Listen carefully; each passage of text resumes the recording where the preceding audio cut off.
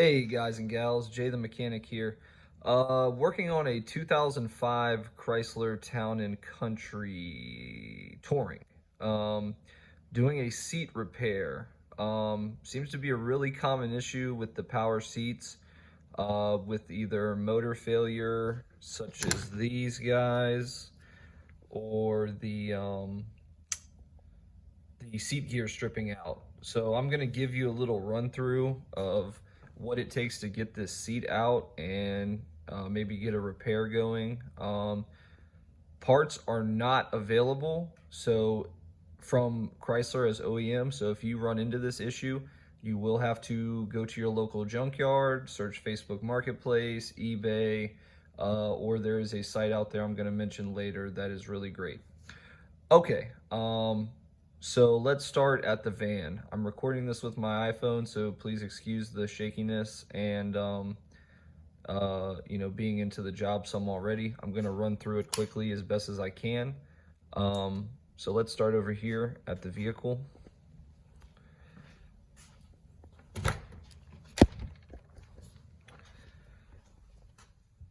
This is the driver's side, as you can see, and if your seat does not have power memory, all that needs to be removed is this gray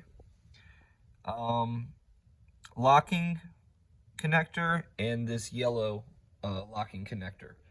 That is it. Don't worry about pulling the other ones off. You can do that once the seat is removed. There are 4 bolts, and the bolts run through the bottom, meaning the head of the bolt is inside the cab here. So you will actually have to get underneath and remove them. You will see them very easily. There only one is hidden.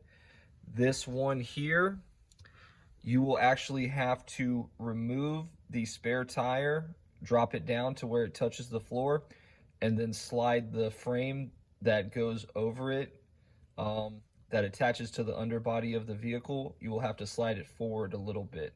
And when you do that, it's very likely that some of the foam pieces will fall and such. This is a 05, so I'm gonna be honest, this is my own vehicle. I am not going to put them back because that is going to involve gluing the foam and all that. I just took this thing off of the quick jack lift. I'm not putting it back up.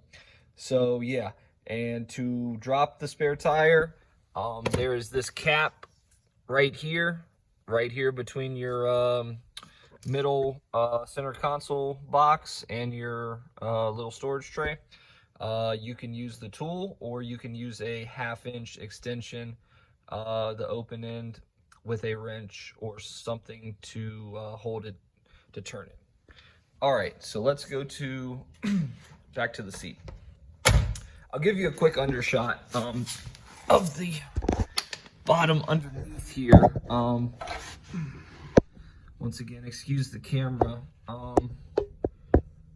You can see the spare tire is removed. At the bottom, you see the lower spare tire carrier.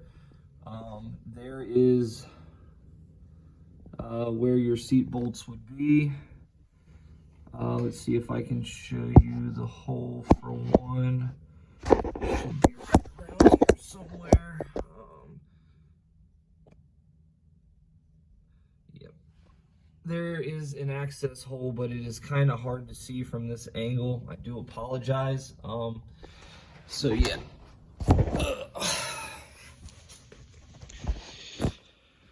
Okay, back here at the seat, what has to be done to remove this the easiest way, in my opinion, without having to separate the seat back and seat assembly from the frame assembly. These rods right here, they connect right there. There is these little studs. They can just be knocked out with a flathead screwdriver or a chisel and hammer. It's very easy. You just come in from the side and just tap them out, spray them with a little lubricant. They'll pop right out. Bam, good to go. Not hard to do at all. And then from the rear, it's going to be the same thing. You have the rear one that attaches there. Let me give you kind of an overview here. So there's front, there's your front rod, attaches up here. Back rod attaches to the bottom down there. And your gear is inside of this housing. So basically, there is also two small roll pins. You can see them. Put some light on the situation here. You can see them right there. You see right here where my light is touching? Those are the roll pins, and you will have to knock those out and then cut them slightly shorter with either a air hammer, chisel bit, or some type of cutting wheel or a sawzall blade. Or the other option is to go ahead and just remove the seat, which I chose not to do because I have a grinder with a 7-inch cutoff disc or a sawzall I have access to. So just keep that in mind. There's a better shot of those roll pins right there. You can see them. I just drove them out from the side holes. Let me see if I can get you a shot of those side holes here. It's very tight working quarters in here. Let's see. No, it looks like sadly I cannot get you a shot. Oh yeah, yes I can. This is blocking it just ever so slightly, but you can see the hole right there. At least I think you can.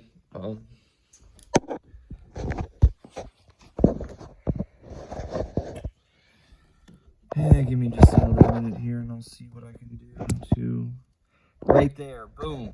That's it right there. You see those two holes right there?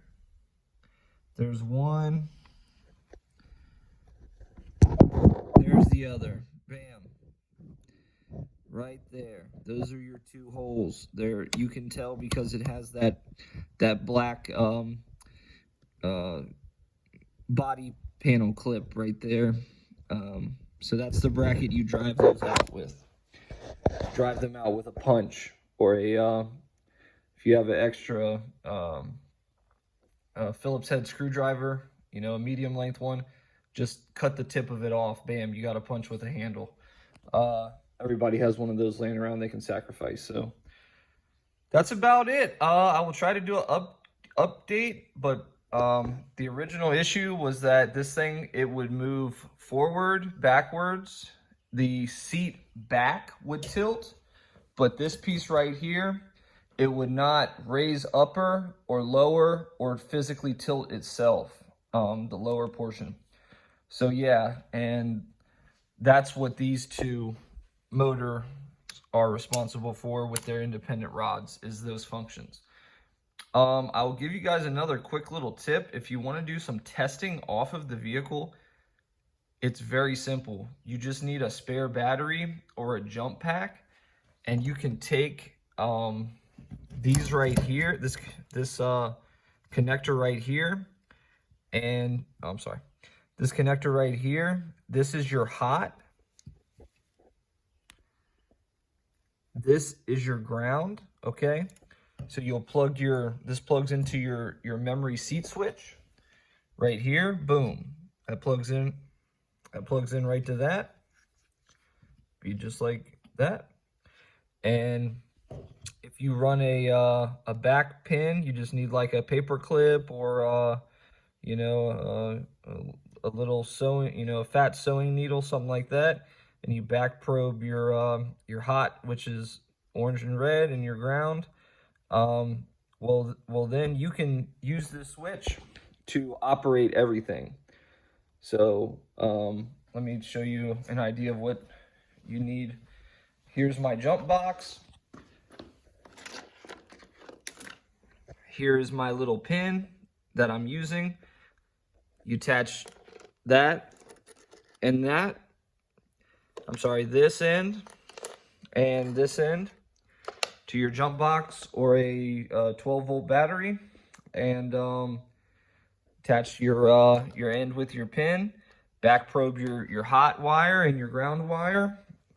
Turn that on, and you have power going to your seat. You can now, activate your switch however you want to actuate it, and that will allow you to do what you need to do to make some tests so you can get a better view of things off the vehicle. So yeah, overall, not too bad. If you have any questions, drop a comment. I'm not on here a lot, but I will do what I can to help. You guys have a good one. Bye.